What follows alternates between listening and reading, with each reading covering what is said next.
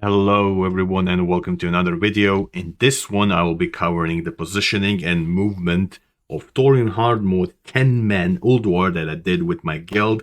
If you liked the video, be sure to smash that like button, and without further ado, let's get straight into it. Alright, so we're ready to pull the boss. You can see that there is a pull timer there. This is the pretty much updated DBM. If you don't have it, you should get it. It's really good.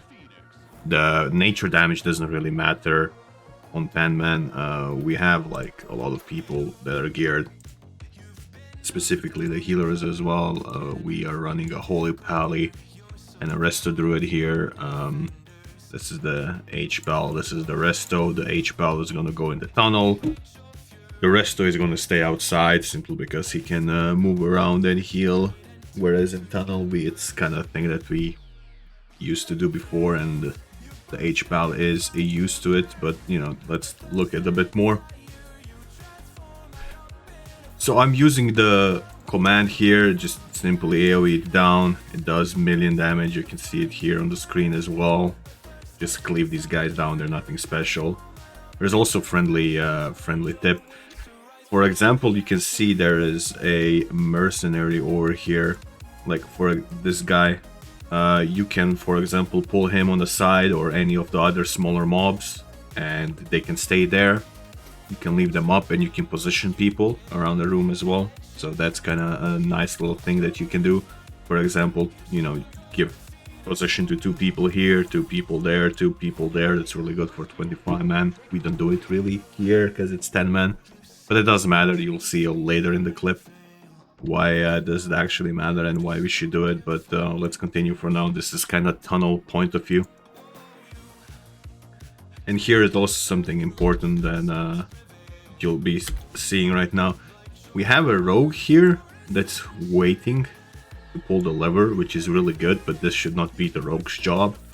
Like, we should have the paladin sitting there ready to pull the lever so that this guy can do some extra DPS. But it's better to have even a rogue than nobody.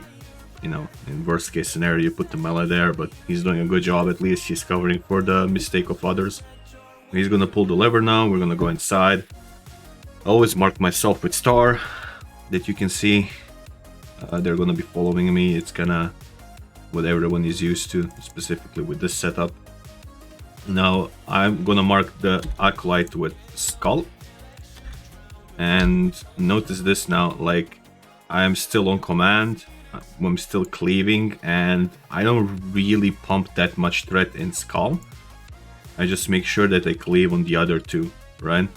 The skull doesn't really matter if it gets a little bit of aggro on other people, because it's magical damage.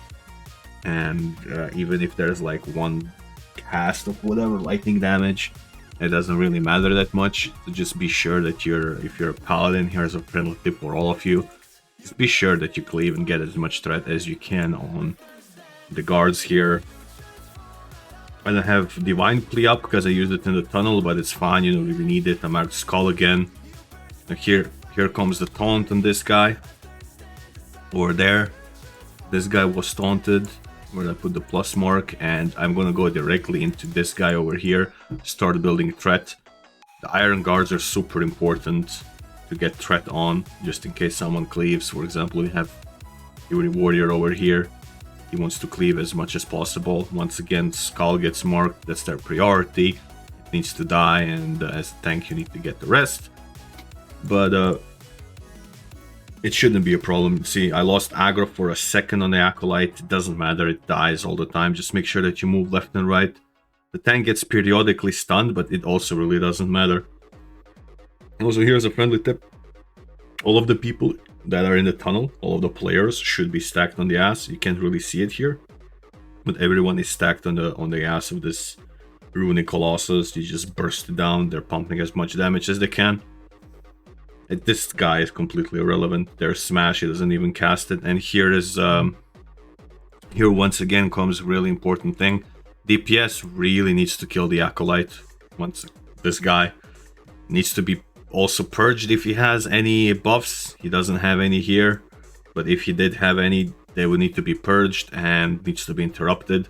the honor guards, you need to make sure that you get on threat on them first, because they have frontal cleave, and you're gonna see how they are actually tanked as we continue the clip. So the one from the stairs are gonna be pulled as well. There's gonna be consecration, and immediately on the honor guard. You see, I lost threat on the acolyte. It doesn't matter. Like, the acolytes don't matter. And here is how I like to do it. At this point, notice this is well trained. Our holy paladin switches to fire resistance aura, which is important for the big guy over there that we're gonna be killing.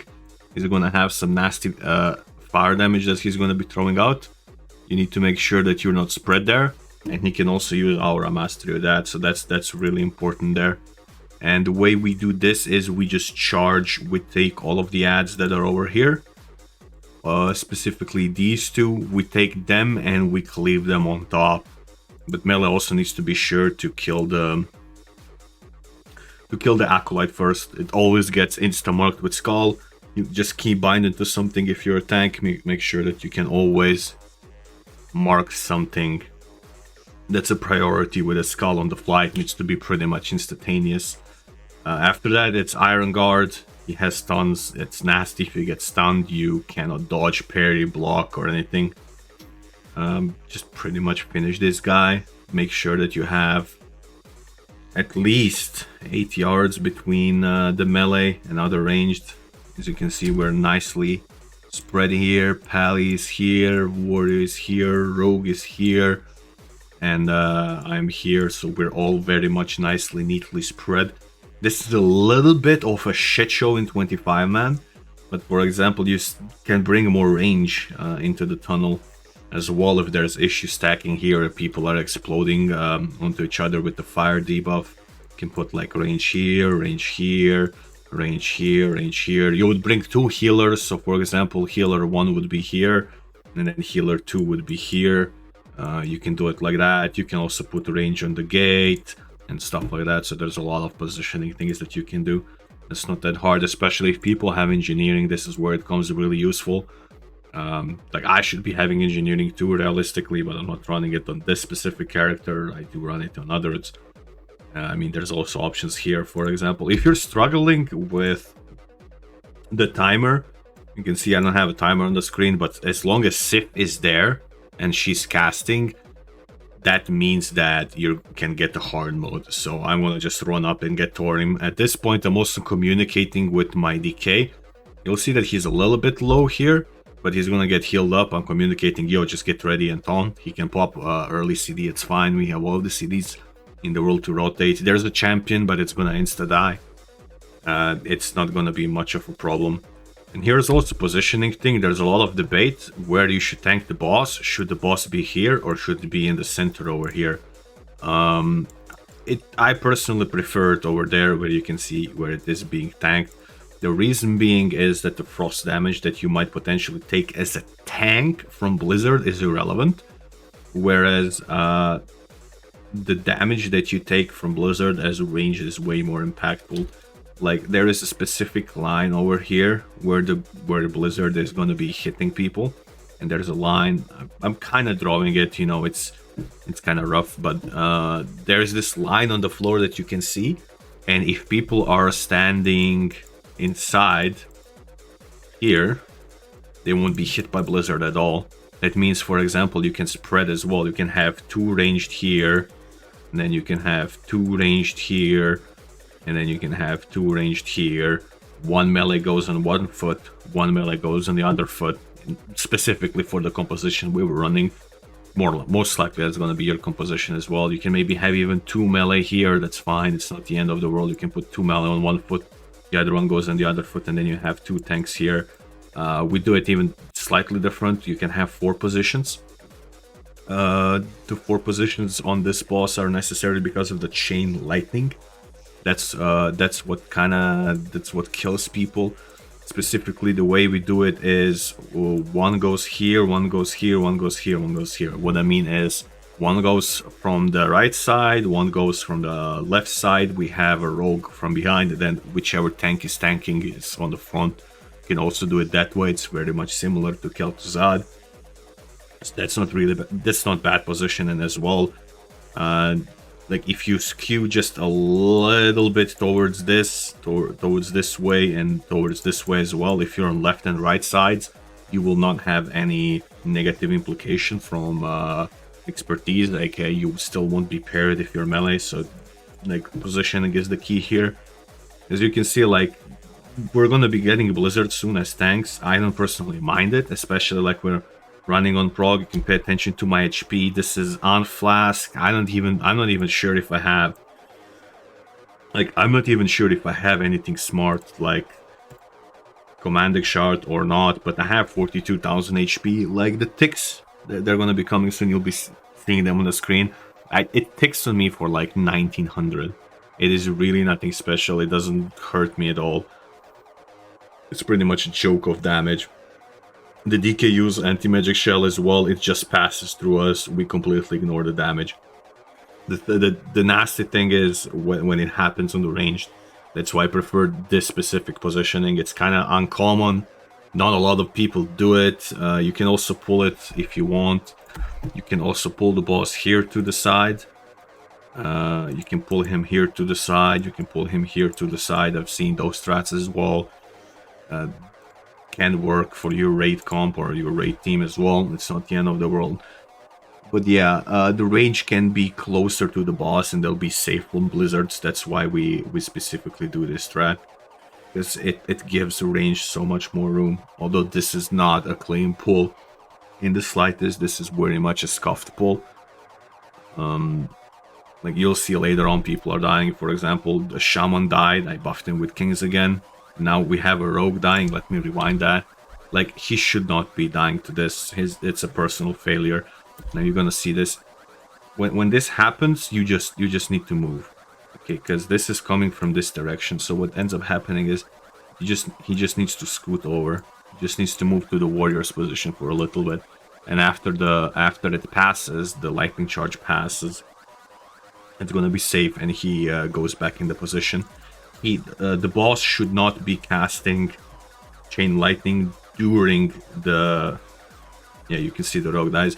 The boss should not be casting the chain lightning during the lightning surge, so that is pretty much a safe spot right there. But you know, the rogue dies. We continue from here. So I think someone's gonna resurrect him. The same thing happens again. Like it's really good to, as I said, to keep the position here. You can see another blizzard is coming here. It really doesn't matter. Like we get Nomad, we can sit on it as tanks. It's ignorable damage, really minuscule damage for us, completely. We should have lost it here, by the way. I'm gonna point out the stacks, the rising stacks right here. See, there's 8 of them. The